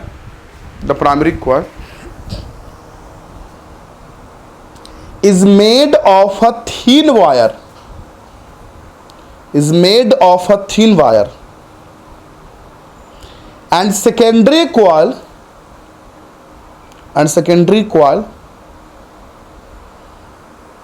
is made of a thick wire, and secondary coil is made of a thick wire, thick मोटा, thick wire. ये यहाँ मोटा रहेगा, ये पतला रहेगा। Okay, turn तो यहाँ कम है लेकिन वायर मोटा रहता है। खैर उसका कोई ये नहीं है आप लोगों को। क्लियर ये चीज हो गई? बस बस बस। अब स्टेप अप में ये फिगर ड्रॉ कीजिए और स्टेप डाउन में ये ड्रॉ कीजिए। मैं साइड होता हूं, ड्रॉ कीजिए इतना। स्टेप अप में वो वाला फिगर और स्टेप डाउन में वो वाला, नोट कीजिए उतना। चलिए मेरे बच्चे, ड्रॉ कर लिए स्टेप अप में ये फिगर, स्टेप डाउन में ये फ्री फिगर। पूरा ब्रह्मांड क्लियर है ना ये सब ट्रांसफार्मर का, कि किसमें ज्यादा टर्न किसमें कम टर्न, कौन वोल्टेज बढ़ाता है कौन वोल्टेज कमाता है, कौन करंट बढ़ाता है कौन करंट कमाता है, किस ट्रांसफार्मर के प्राइमरी में मोटा तार होता है और सेकेंडरी में पतला होता है, और किसके सेकेंडरी में मोटा होता है और प्राइमरी में पतला होता है। ठीक है, चलो इतना जान गए। तो अब इतना जानने के बाद, ट्रांसफार्मर के टाइप जानने के बाद, ट्रांसफार्मर का थोड़ा सा स्ट्रक्चर कंस्ट्रक्शन की बात कर लेते, बनावट की बात। बनावट तो आप लोग जान ही चुके हैं, पतला पतला पत्ती यूज किया जाता है, एक मोटे लोहे कोर के ऊपर जो लपेटना है तार को, ताकि अच्छे से इंडक्शन हो सके बढ़िया से, और मैग्नेटिज्म में भी हेल्प मिलता है, उससे आपको पता होगा, पढ़े होंगे। तो मैंने क्या बोला आपसे, मैंने बोला मेरे बच्चे कि ट्रांसफार्मर में एक मोटा thick core, thick iron piece या जो भी है वो न लेके पतला पतला क्यों यूज किया जाता है? पहला बात इसलिए ताकि एडी करंट के लॉस को कम कर दिया जा सके, एडी करंट का इफेक्ट्स को, और एज वेल एज जो वार्निश वगैरह है ना उसमें इसको लगा दिया जाता है, इसके अंदर वार्निश वगैरह डाल दिया जाता है ताकि सब एक दूसरे से अलग अलग हो, मतलब दोनों लोहा लगे तो सटा हुआ लेकिन रियली में सटा हुआ नहीं हो पत्ती, इस तरीके से वार्निश डाला जाता है। खैर मैं उस पर नहीं आऊंगा, अभी आपको ट्रांसफार्मर का ना ये नोट करना है। क्या नोट करना है जल्दी बताइए? अभी आपको मेरे बच्चे ट्रांसफार्मर का कंस्ट्रक्शन नोट करना है, कंस्ट्रक्शन ट्रांसफार्मर का। ओके, कैसे नोट करेंगे सुनिए, हेडिंग करना है आपको कंस्ट्रक्शन, और मैं अभी स्क्रीन पर से हटूंगा, पूरे स्क्रीन पे आपको कंस्ट्रक्शन लिखा हुआ मिलेगा, पूरे स्क्रीन पे। मैं यहां से हटूंगा उधर, पूरे स्क्रीन पे कंस्ट्रक्शन लिखा हुआ मिलेगा, फिगर भी मिल जाएगा, नहीं तो ये फिगर नोट कर लेना, ये वाला फिगर, ठीक है। और आपको पूरा कंस्ट्रक्शन नोट करना है। कंस्ट्रक्शन नोट कीजिएगा तो उसके बाद हम उसका वर्किंग पे बात करेंगे, जो कि आपको वर्किंग पता है कैसे काम करता है। जो पहले कम कीजिए, पर कंस्ट्रक्शन नोट कीजिए ना। मैं साइड हटता हूँ, मैं साइड हटता हूं, कंस्ट्रक्शन नोट कीजिए, जल्दी से नोट कीजिए। तो कंस्ट्रक्शन ओके, नोट कर लिए बच्चे, नोट कर लिए। मैं साइड हट रहा हूं, लीजिए आप, अभी भी नोट पूरा दिख रहा होगा आपको स्क्रीन पे। नोट कीजिए, नोट कीजिए, नोट कीजिए, पूरा आराम से कंस्ट्रक्शन नोट कीजिए। चलिए मेरे बच्चे, नोट कर लिए कंस्ट्रक्शन पूरे में, तो बहुत अच्छी बात है, बहुत अच्छी बात है, बहुत अच्छी बात है। अब मैं इस पूरे को साफ करता हूं और वर्किंग में चलता हूं। और वर्किंग आपको पता है, ऐसा नहीं कि मैं कुछ अलग वर्किंग में बता दूंगा कुछ अजूबा। कैसे वर्क करता है? एसी जोड़ेंगे, एसी जोड़ने से फ्लक्स फील्ड चेंज होगा, फील्ड से वो फील्ड दूसरे में चेंज होगा, दूसरे में जब फील्ड चेंज होगा तो दूसरे कॉइल सेकेंडरी का फ्लक्स बदलेगा, फ्लक्स बदलेगा तो फ्लक्स बदलने के कारण क्या, फ्लक्स बदलेगा तो फ्लक्स बदलने के कारण क्या क्या क्या क्या क्या क्या क्या क्या क्या क्या वहां म्यूचुअल इंडक्शन होगा। और जब यहां म्यूचुअल इंडक्शन होगा तो यहां वोल्टेज उत्पन्न होगा, करंट उत्पन्न होगा। समझ में आ रही है बात? मेरा बात समझ में आ रहा है? आ रहा है बबुआ, आ रहा है, आ रहा है, आ रहा है। तो बहुत बढ़िया बात है मेरे सुंदर बच्चे। चलिए हम इसको कर देते हैं इरेज, और इरेज करके साफ करके, इसको कर देते हैं इरेज, इरेज करके साफ करके क्या आपको आगे इसका वर्किंग फंक्शन बताते हैं, जो अपने आप में बहुत आसान है, हार्ड नहीं है। वर्किंग फंक्शन आसान है, जो आपको पता है क्या कि इसमें फ्लक्स चेंज होगा। हाँ, ये चीज और है कि नंबर ऑफ टर्म्स से भी रिलेट करेंगे, थोड़ा मैथमेटिकल टर्म्स भी आएगा, ये कोई बड़ी बात नहीं, वो तो आना ही आना है, बट आसान है, ओके। तो इन सबको कर देता हूं साफ। आपने कंस्ट्रक्शन तो पूरा नोट कर ही लिया, कर लिया ना नोट? चलिए, फिलाया ट्रांसफार्मर में किस प्रिंसिपल पे काम करता है? म्यूचुअल इंडक्शन में। कैसे काम करेगा ये समझ में आया ना, क्योंकि आप लोग जानने पढ़े हो इलेक्ट्रोमैग्नेटिक इंडक्शन, फैराडे का फर्स्ट लॉ कि किसी भी कॉइल में फ्लक्स चेंज हो, चाहे जैसे भी चेंज हो, तो वहां वोल्टेज उत्पन्न होगा, ईएमएफ इंड्यूस्ड हो जाएगा। उसी थ्योरी पे वर्क कर रहा है, देख लो, उसी थ्योरी पर ये वर्क कर रहा है, देख लीजिए बच्चा लोग। और इसको इरेज कर रहा हूं, और ये लीजिए मैंने कर दिया इरेज। चलिए मेरे बच्चे, अब देखते हम लोग वर्किंग फंक्शन कैसे ये वर्क करता है वो।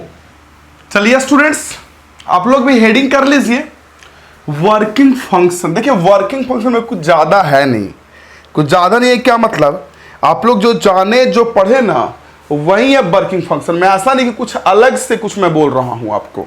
जैसे मैं आपको समझाता हूं, देखिए मेरी चीजों को समझिए कि ये आपका ट्रांसफार्मर का मान लीजिए प्राइमरी कॉइल है। देखिए प्राइमरी कॉइल आपको पता होगा ये, ओके, प्राइमरी कॉइल। और ये आपका सेकेंडरी कॉइल जहां पे आपको आउटपुट मिलेगा, ठीक है। ज्यादा टर्न होगा तो स्टेप अप होगा, कम टर्न होगा तो स्टेप डाउन होगा, ओके। यहां हमको आउटपुट मिलेगा, ये देखिए आउटपुट, यहां आउटपुट मिलेगा, ओके। प्राइमरी में टर्न्स की संख्या एनपी है, सेकेंडरी में टर्न्स की संख्या एन है। क्लियर, ठीक है। अब इतना के बाद आगे का बात मेरा सुनिए, अब इतना के बाद आगे का बात सुनिए। और आगे मैं शुरू करता हूं आपको बताना, क्या बताना शुरू करता हूं, मेरी बातों को सुनिए अच्छे से, थोड़ा समझिएगा मैं क्या कह रहा हूं आपसे। मैं कह रहा हूं मेरे बच्चे कि मुझे वर्किंग लिखनी है। वर्किंग तो आपको पता है नो डाउट, क्या कि यहां करंट चेंज होगा, यहां फील्ड चेंज होगा, इसका चेंजेबल फील्ड इसके लिंक होगा, और यहां लिंक होगा तो यहां वोल्टेज डेवलप होगा। बट थोड़ा मैथमेटिकल भी यहाँ आता, मैं लिखा देता हूं वर्किंग नो डाउट, थोड़ा मैथमेटिकल आता है। क्या आता है मैथमेटिकल वो समझिए, मैं समझाता हूं आपको कि देखिए मुझे ये बताइए सबसे पहले कि अगर प्राइमरी में एनपी टर्म और सेकेंडरी में एनएस टर्म है, ओके, मैं लिख रहा हूं इफ नंबर ऑफ टर्न्स, देखिएगा, ऑफ प्राइमरी कॉइल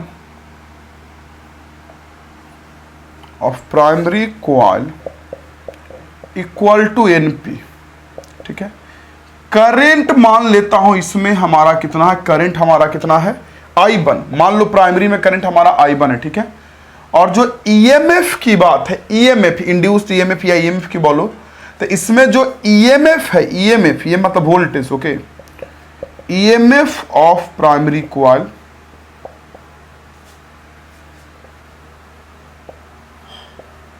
वो E1 है। अभी आपको समझ में आएगा, E1 बोलिए, या अगर मान लीजिए आइडियल ट्रांसफार्मर है तो V1 भी हो जाएगा।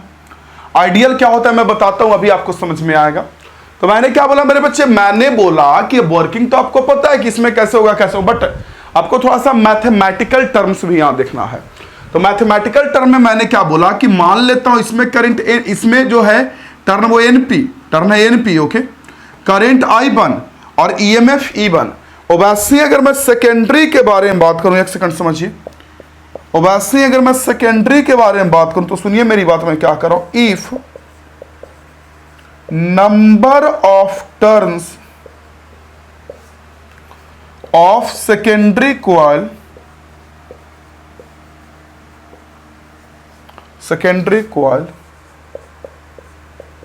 इक्वल टू एनएस, सेकेंडरी में नंबर ऑफ टर्न एनएस है, ओके।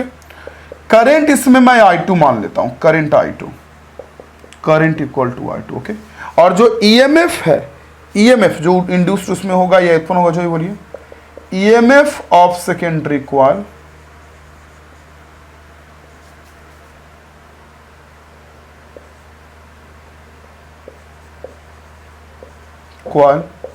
वो या तो आप E2 बोलिए या तो V2 बोलिए, जो बोलना है वो बोल लीजिए। आइडियल तो कोई दिक्कत नहीं, ठीक है। तो मुझे ना यहां एक फॉर्मूला बताना जो बहुत सारे टीचर से आप सुने भी होंगे और मुझसे डिटेल में बता रहे हैं कि फॉर्मूला आया कैसे। देखिए कैसे, सुनिए। अगर आप ईबन का बात करेंगे, ईबन की बात करें या भीबन की बात करें, तो फ्राडे लॉ से, जो फ्राडे लॉ आप लोगों ने पढ़ा उससे पता होगा कि ये माइनस, इसका जो वोल्टेज होगा माइनस NP इंटू d∅dt होगा। याद आ रहा फ्राडे का second law of electromagnetic induction कि इंड्यूस्ड ईएमएफ फ्लक्स चेंज के रेट का डायरेक्टली प्रोपोर्शनल होता है, या ईएमएफ जो होता है, ओके, ठीक है। और E2 की वैल्यू कितनी होगी, E2 की वैल्यू या V2 की value minus NP into d∅dt। समझ रहे मेरी बातों को मैं क्या कर रहा हूं? NP नहीं है, NS। इसमें जो वोल्टेज उत्पन्न होगा V2, ये जो वोल्टेज उत्पन्न होगा V2, ये V2 इसका टर्न माइनस में होता है, आप लोगों को पता होगा, लेंज लॉ के अकॉर्डिंग माइनस लेते मैं पढ़ा चुका हूं। NS बस दोनों को डिवाइड कर दो, यहां से एक फॉर्मूला आ जाएगा। देखिए अगर आप V1 बाई V2 निकालोगे तो minus NP into d∅dt divided by minus NS into d∅dt। d∅dt से d∅dt कट जाएगा, माइनस से माइनस कट जाएगा, और यहां से आ जाएगा V1 by V2 equal to NP by NS। ये देखो ये आ जाएगा, देख रहे हैं, V1 by V2 equal to NP by NS, यहां से आ जाएगा। तो एक तो फॉर्मूला आपके लिए आ गया, ये इसको इक्वेशन बंद कर दो, लास्ट में फॉर्मूला गिर दूंगा। इससे क्या होगा, सुनिए, इससे क्या होगा, इससे क्या होगा, इससे क्या होगा, मैं क्या कह रहा हूं, इससे क्या होगा, इससे ये होगा मेरे बच्चे कि अगर कभी कभी क्वेश्चन में क्या बोलेगा कि प्राइमरी का टर्म दिया रहेगा, सेकेंडरी का टर्म दिया रहेगा, प्राइमरी का वोल्टेज V1 दिया रहेगा तो V2 पूछेगा, या इन चारों में कोई भी तीन दे के आपसे पूछ सकता है। लेकिन आपको ज्यादा इससे दिल पर नहीं लेना, इतना ही लेना है, इसका वोल्टेज डिवाइडेड बाई इसका वोल्टेज बाई इसका वोल्टेज इक्वल टू इसका टर्न्स बाई इसका टर्न्स, बस ज्यादा दिल पे नहीं लेना, ठीक है। इसका वोल्टेज बाई इसका वोल्टेज इक्वल टू इसका टर्न बाई इसका टर्न, बात खत्म। क्लियर हो रही है चीजें, ये सब समझ में आ रही है? जी सर, चलो ठीक है, ठीक है, ठीक है। अच्छा एक बात और, ये तो कहोगे सर अगर टर्म दिया रहेगा, अगर टर्म दिया रहेगा और वोल्टेज पूछेगा तो निकाल लेंगे, नो डाउट सर, मैं भी देख रहा हूं, निकाल लेंगे, ठीक है। लेकिन एस मनी सर करंट भी तो पूछ सकता है ना। हाँ सही पकड़े, करंट भी पूछ सकता है, इलेक्ट्रिक करंट आई, तो आई कैसे निकालेंगे सर जी? देखिए आई कैसे निकालेंगे मैं बताता हूं, सुनिए। एक आई में भी फॉर्मूला आएगा। कैसे आई में फॉर्मूला आएगा, इसी को आगे डिराइव कर दूंगा तो आई में फॉर्मूला। देखो आई में कैसे फॉर्मूला आ जाएगा, बड़ा आसानी से आई में फॉर्मूला आ जाएगा बच्चे, कि अगर आपका ट्रांसफॉर्मर, अभी लास्ट में जो फॉर्मूला आएगा वो आपको काम देगा। अगर आपका ट्रांसफॉर्मर आइडियल है तो एनर्जी का तो कोई लॉस नहीं होगा, यानी जितना एनर्जी यहां से इनपुट होगा प्राइमरी कॉइल में उतना सेकेंडरी से आउटपुट होगा। अब एनर्जी बोलो या पावर बोलो, कि पावर का कोई लॉस नहीं होगा, जितना पावर यहां इनपुट होगा उतना आउटपुट होगा। मतलब मैं कह रहा हूं इफ, देखिए मैं क्या कर रहा हूं, इफ ट्रांसफॉर्मर इज आइडियल,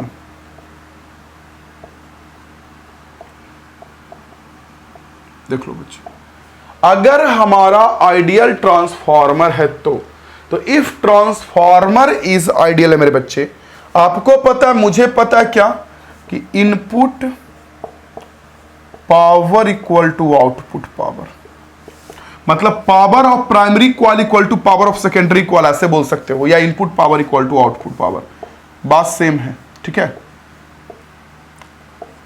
एक ही चीज हुआ ना। इनपुट पावर कितना होगा ये बताओ मुझे, जल्दी बताइए। इनपुट पावर कितना होगा, इनपुट पावर कितने का होगा? इनपुट पावर का फॉर्मूला क्या, वोल्टेज इनटू करंट होता है, यानी कि इसका वोल्टेज है V1 और करंट I1, तो V1 I1 equal to V2 I2, बस यहां से निकाल लीजिए मेरे बच्चे, यहां से निकाल के देखिए तो फॉर्मूला क्या आता है। यहां से अगर आप निकालेंगे मेरे बच्चे, क्या निकालते हैं, चलो निकाल ले, तो यहां से I1 बाई I2 निकाल लो, ठीक है, या V2 बाई V1, जो भी निकालना है वो निकाल लीजिए। चलो I2 बाई I1 निकाल लो, ठीक है। या ट्रांसफॉर्मेशन रेशियो बता ही दूं क्या अभी? अच्छा चलो छोड़ो उसको देख लूंगा। तो मैं कह रहा हूं V1 बाई V2 अगर यहां से निकालो, यहां से देखो, यहां से ये निकालू, ये तो वैल्यू क्या आ जाएगा, यहां से वैल्यू निकालूंगा तो ये देखो, वैल्यू निकालूंगा तो यहां से अगर V1 बाई V2 निकालूं तो V1 बाई V2 कितना हो जाएगा, I2/I1 हो जाएगा, इस पे ध्यान दीजिए बस।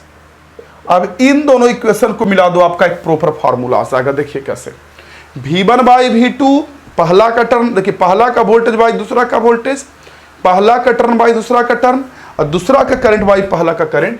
तो इक्वेशन 1 2 से एक फार्मूला आ जाएगा, ये देखो, फ्रॉम इक्वेशन 1 एंड इक्वेशन 2 क्या फार्मूला आएगा 1 और 2 से, ये देखो। तो 1 और 2 से ये फार्मूला आपका आ जाएगा कि V1/V2, ये देखो V1/V2 इक्वल टू पहला का वोल्टेज बाई दूसरा का वोल्टेज इक्वल टू पहला का टर्न बाई दूसरा का टर्न, ये देखो पहला का टर्न बाई दूसरा का turn equal to V1/V2 I2/I1 equal to I2/I1। देखो ना, इन दोनों को मिला दिया और इन दोनों को देखो कंपेयर करो इधर, I2/I1 मतलब ये फॉर्मूला आएगा। और इस फॉर्मूला को दिल पर लेना, ज्यादा दिल पर लेना, ज्यादा दिमाग में मत लेना, बस इतना लीजिएगा। क्या लीजिएगा इस फॉर्मूला को? इस फॉर्मूला को इतना लीजिएगा, पहला का वोल्टेज बाई दूसरा का वोल्टेज V1/V2 इक्वल टू पहला का टर्न बाई दूसरा का टर्न NP/NS इक्वल टू दूसरा का करंट बाई पहला का करंट। करंट के मामले में उल्टा, दूसरा का करंट बाई पहला करंट, देख लो I2/I1। और यहां से इक्वेशन 1 और 2 से आपके सामने ये फार्मूला आ गया। अब इसमें कुछ भी दिया रह सकता, कुछ भी पूछा जा सकता, वो तो आगे क्वेश्चन देखेंगे। ये दोनों में आपको टर्न देके वोल्टेज पूछेगा, टर्न देके करंट पूछेगा, या वोल्टेज देके करंट पूछेगा, तो डिपेंड करता है। आइडिया लगे चीज है, तो इस फॉर्मूला पर आपसे क्वेश्चन पूछेगा। बट एक चीज और बताना बाकी है, क्या? सुनिए, यहां जो टर्म आया ना NS/NP, ये तो NP/NS है, यहां NS/NP, ओके, NS/NP, तो इसको कहते हैं ट्रांसफॉर्मेशन रेशियो। यहां तक तो कर लोगे आप? एक सेकंड बच्चे, यहां तक तो आप कर लोगे। अब मैं क्या कर रहा हूं, हेयर क्या NS/NP जो है, NS/NP is known as transformation ratio, known as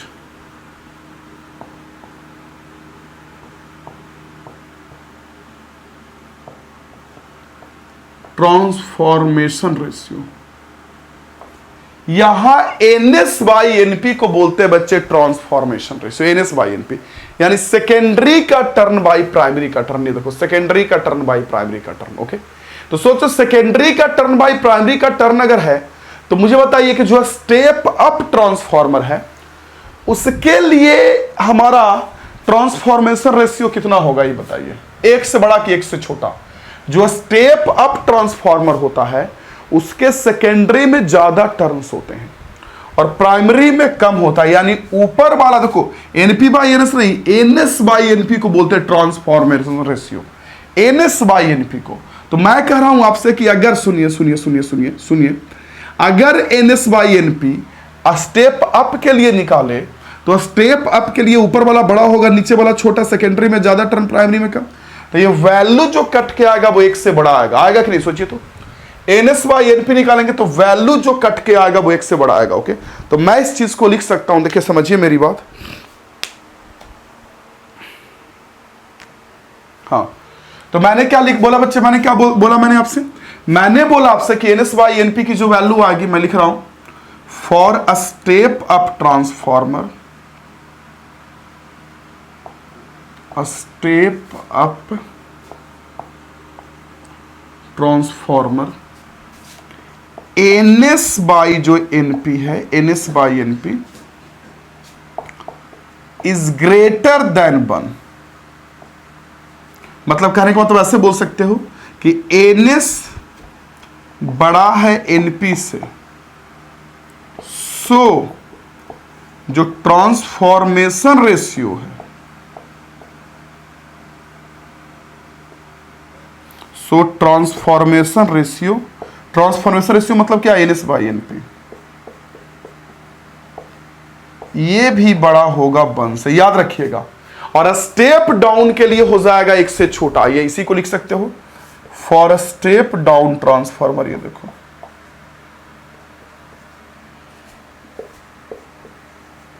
step down transformer, ये देखो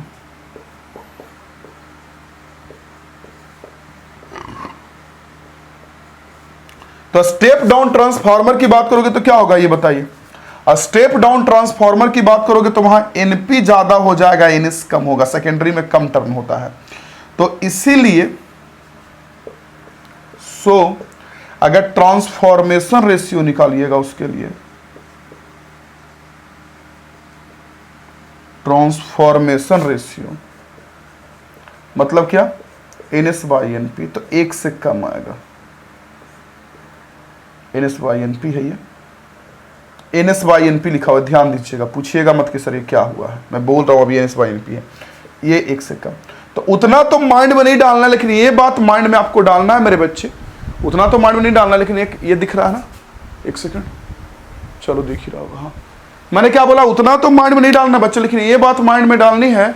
कौन सी बात, ये दिख रहा है नहीं, ये कैमरा में दिख रहा है ना, हाँ तो ये दिख रहा है, तो ये भी दिख रहा होगा। हाँ, तो मैंने क्या बोला कि उतना तो माइंड में डालना, लेकिन ये बात डालना है मेरे बच्चे। कौन सी बात मैंने बोला कि, कौन सी बात मैंने बोला, मैंने बोला आपसे मेरे बच्चे, मैंने बोला कि जो आपका स्टेप अप ट्रांसफार्मर होता है, स्टेप अप ट्रांसफार्मर, उसके लिए ट्रांसफॉर्मेशन रेशियो 1 से ज्यादा होता है। 1 से ज्यादा होता है क्यों, क्योंकि एनएस बाई एनपी को बोलते हैं ट्रांसफॉर्मेशन रेशियो। एनएस बड़ा है, एनपी छोटा है, तो ये ऊपर वाला बड़ा, नीचे वाला छोटा, तो ये बड़ा और ये छोटा है, तो वैल्यू जो कट के आएगा वो 1 से बड़ा आएगा। वहीं अगर मैं स्टेप डाउन ट्रांसफार्मर की बात करूं, तो स्टेप डाउन जो ट्रांसफार्मर होता है उसमें ट्रांसफॉर्मेशन रेशियो 1 से छोटा आता है।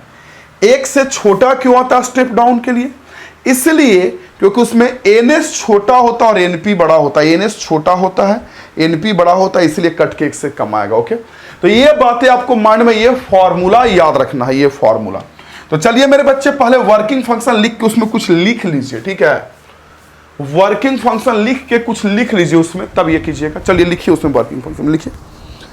When an alternating voltage VP या V1 लिख लो, चलिए लिखिए, when an alternating voltage E1, bracket में V1 भी लिख लीजिएगा। चलिए लिखिए, when an alternating voltage E1, यहां E1 की बात कर रहा हूं, E1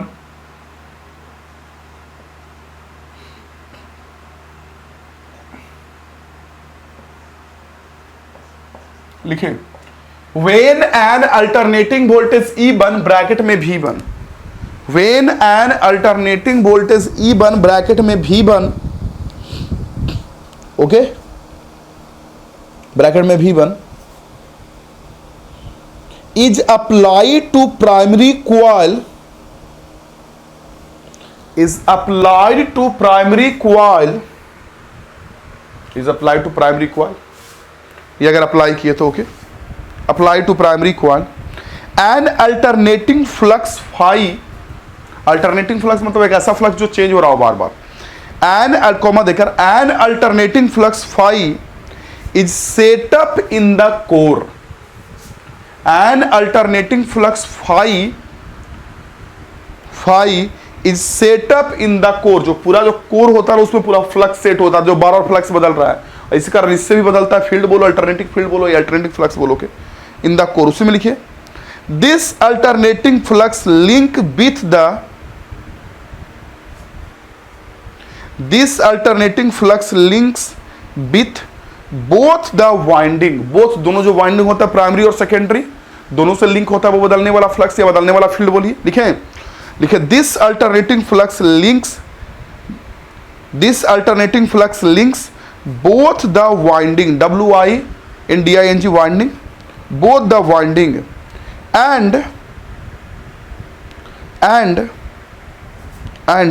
okay, and induced EMF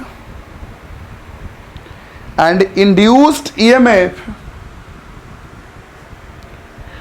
E1 and E2, इसमें E1 और इसमें E2, and induced EMF E1 and E2,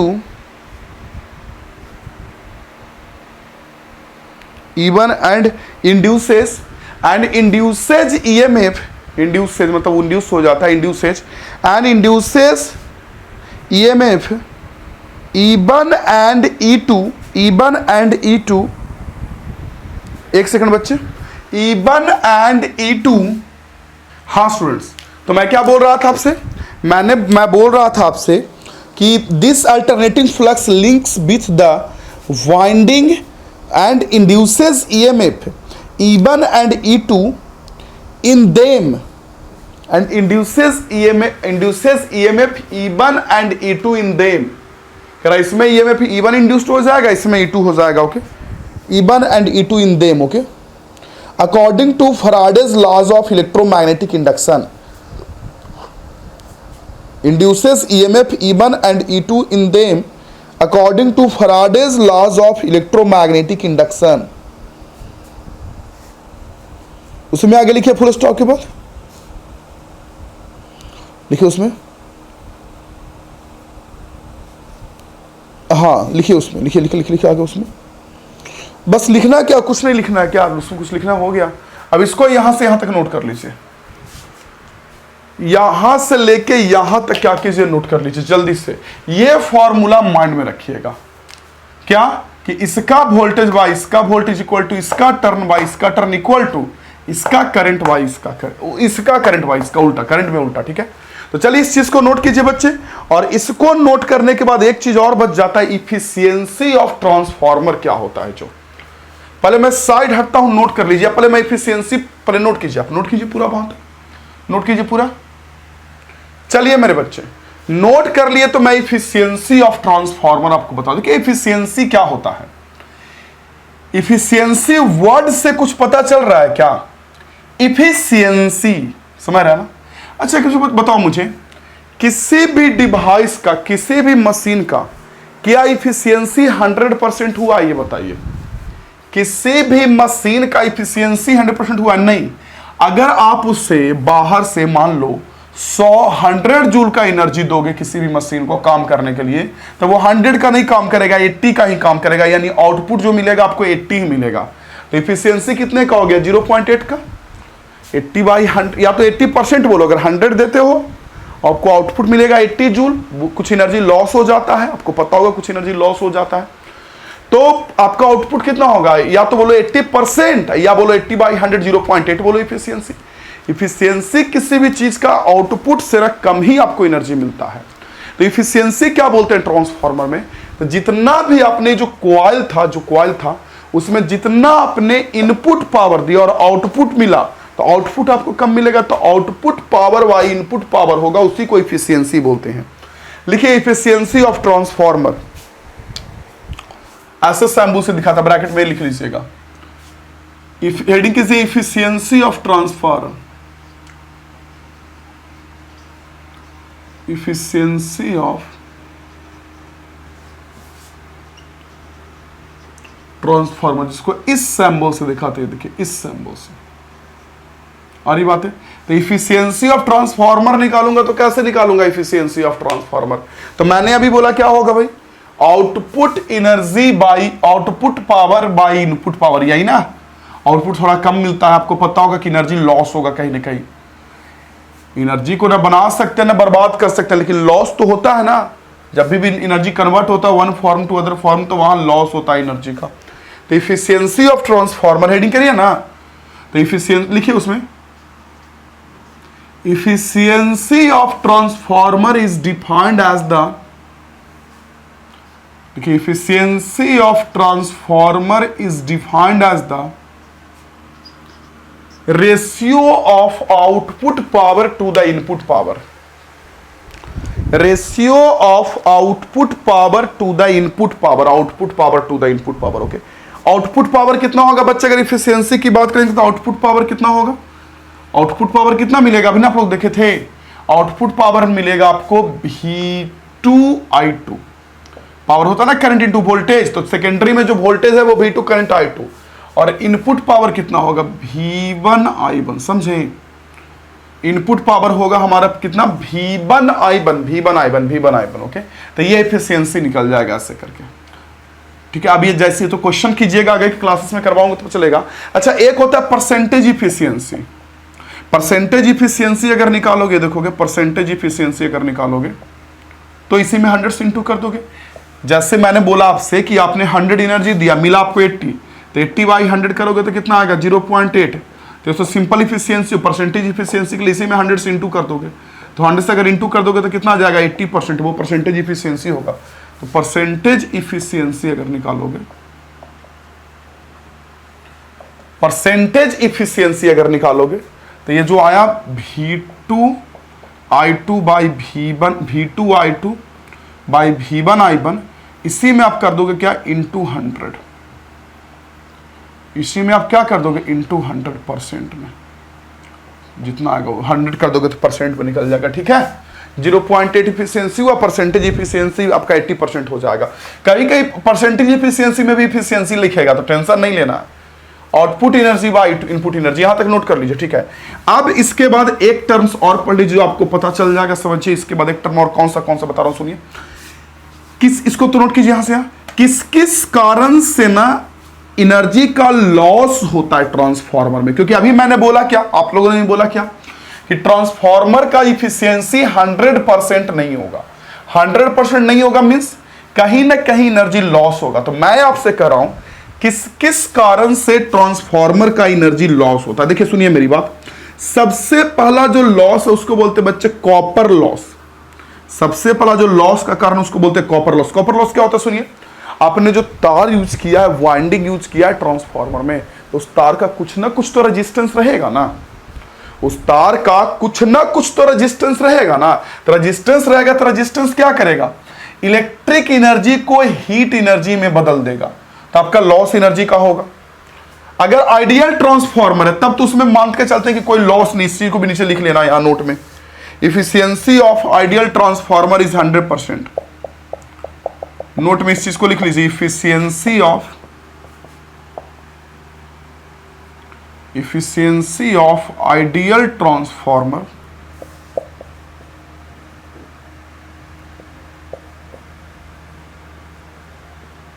is 100%। Ideal transformer मतलब कोई लॉस नहीं, जितना इनपुट उतना आउटपुट। लेकिन ऐसे तो लॉस होता ही है। तो मैंने बोला लॉस में सबसे पहला लॉस का जो कारण है वो कॉपर लॉस। कॉपर लॉस में क्या होता है, जो आपने अभी से मैं लिखा हुआ दूंगा, जो तार आपने वायर यूज किया उस वायर का कुछ ना कुछ रेजिस्टेंस होगा, और वो जो रेजिस्टेंस होगा, वो वायर का कुछ ना कुछ रेजिस्टेंस होगा, वो इलेक्ट्रिक एनर्जी को हीट एनर्जी में बदल देगा और एनर्जी का लॉस हो जाएगा। उसको बोलते हैं कॉपर लॉस। तो याद रखिएगा, अभी सब लिखा हुआ दे दूंगा। कॉपर लॉस के बाद ना बच्चे दूसरा जो लॉस का कारण है, कॉपर लॉस के बाद जो दूसरा लॉस का कारण है मेरे बच्चे, वो होता है फ्लक्स लॉस। फ्लक्स लॉस क्या होता है वो भी सुन लीजिए। फ्लक्स लॉस क्या होता है, फ्लक्स लॉस जो होता है ना मेरे बच्चे, फ्लक्स लॉस, ओके हाँ, फ्लक्स लॉस क्या होता है सुनिए। फ्लक्स लॉस होता है वो क्या होता है उसमें कि जैसे आपको पता है ना कि एक कॉइल का फ्लक्स प्राइमरी का सेकेंडरी से लिंक हुआ। कॉपर लॉस तो समझ गया, रेजिस्टेंस कारण जो लॉस हुआ। फ्लक्स लॉस में आपको पता है कि एक ट्रांसफार्मर में एक कॉइल का फ्लक्स दूसरे से लिंक होता है। तो मुझे बताओ क्या परफेक्टली लिंक हो पाएगा? एक कॉइल ऐसे एक कॉइल ऐसे तो परफेक्टली नहीं लिंक हो पाएगा। इसको बोलते हैं फ्लक्स लॉस। बहुत जगह क्या किया जाता है ना कि जो प्राइमरी कॉइल है ना उसी के ऊपर सेकेंडरी को लपेट दिया जाता है ताकि फ्लक्स का लॉस कम हो, लेकिन फिर भी लॉस होना ही होना है। तो दूसरा जो लॉस का वजह हुआ फ्लक्स लॉस, पूरा एक कॉइल का पूरा फ्लक्स दूसरे कॉइल से 100% लिंक नहीं होगा, वो बर्बाद होना ही होना है। तो दूसरा जो लॉस हुआ वो फ्लक्स लॉस है, ओके। तीसरा जो लॉस होता है बच्चे वो होता है हमारा क्या, उसको आयरन लॉसेस भी बोलते हैं या एडी करंट लॉस बोलते हैं।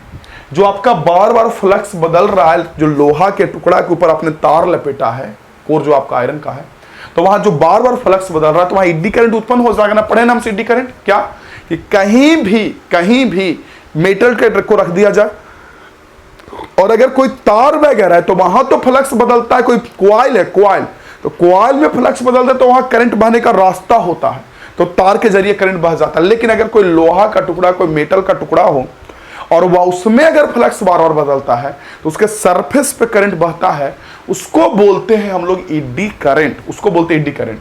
तो यहां भी जो आपने जो लोहा जो पत्ती था उसके ऊपर जो आपने यूज किया था, ऐसे ऐसे तार लपेटा था, तो जो बार बार फ्लक्स बदलेगा, बार बार फील्ड बदलेगा, करंट बदलेगा तो फील्ड बदलेगा, तो उस वहां एडी करंट लॉस हो जाता, एडी करंट यूज होता उत्पन्न हो जाता है। और ये एडी करंट के कारण एनर्जी लॉस हुआ। आपने एनर्जी किस लिए दिया, ताकि आउटपुट में यानी कि सेकेंडरी कॉइल में जाके आपको मिले। और आपका एनर्जी कहां लॉस हो रहा है? एडी करंट में ही लॉस हो रहा है। तो तीसरा वजह हो गया एडी करंट लॉस, उसको आयरन लॉस भी बोलते हैं। ओके, अगला वजह होता है मेरे बच्चे हिस्टेरेसिस लॉस। वो क्या होता है सुनिए, जैसे आपने लोहा का टुकड़ा यूज किया और आप हमसे इंड्यूस्ड मैग्नेटिज्म पढ़े थे। इंड्यूस्ड मैग्नेटिज्म, उसमें क्या था इंड्यूस्ड मैग्नेटिज्म में कि अगर मैग्नेटिक फील्ड में या चुंबक के नजदीक कोई मैग्नेटिक मटेरियल लोहा वगैरह को रखते हैं तो ये लोहा वगैरह भी मैग्नेटाइज्ड होकर चुंबक के जैसा काम करने लगता है। तो ये जो आपका कोर है उसके ऊपर आपने तार लपेटा है, तो क्या होगा कि देखिए अपने इस कोर के ऊपर, कोर जो है इसके ऊपर आपने तार लपेटा है, तो मुझे बताइएगा यहां जब आपने तार लपेटा है तो यहां तो एसी करंट बह रहा है, तो एसी बह रहा है तो तुरंत करंट बहेगा, तो तुरंत फील्ड उत्पन्न होगा। अब फील्ड उत्पन्न होगा तो ये लोहा का टुकड़ा क्या हो जाएगा? मैग्नेटाइज्ड हो जाएगा मैग्नेटिक फील्ड के कारण। अब फिर तुरंत एसी करंट जीरो भी हो जाएगा, आपको पता भी है। तो जैसे ही एसी जीरो हो जाएगा तो फील्ड भी जीरो होगा, फील्ड जीरो हो जाएगा तो लोहा का टुकड़ा डीमैग्नेटाइज, मतलब मैग्नेटिज्म उसका खत्म हो जाएगा लोहा के टुकड़ा का।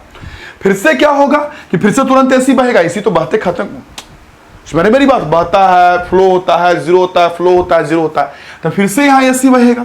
और जब फिर से यहां एसी बहेगा बच्चे, तो करंट यहां बहने के कारण फिर से ये लोहा का टुकड़ा मैग्नेटाइज होगा, फिर से अगेन डीमैग्नेटाइज होगा, फिर से मैग्नेटाइज होगा, फिर से डीमैग्नेटाइज। मतलब कहने का सेंस ये प्रोसेस होते रहता है। कौन सा process? Magnetising, demagnetising, magnetising, demagnetising वाला प्रोसेस होता रहता है। और उसके कारण जो लॉस होता है ना एनर्जी, लोहा एनर्जी, उसको बोलते हैं हिस्टेरेसिस लॉस। करंट बहेगा, फील्ड जनरेट होगा, ये मैग्नेटाइज हो जाएगा, फील्ड खत्म, डीमैग्नेटाइज, फिर मैग्नेटाइज, डीमैग्नेटाइज, उसको बोलते हैं हिस्टेरेसिस लॉस।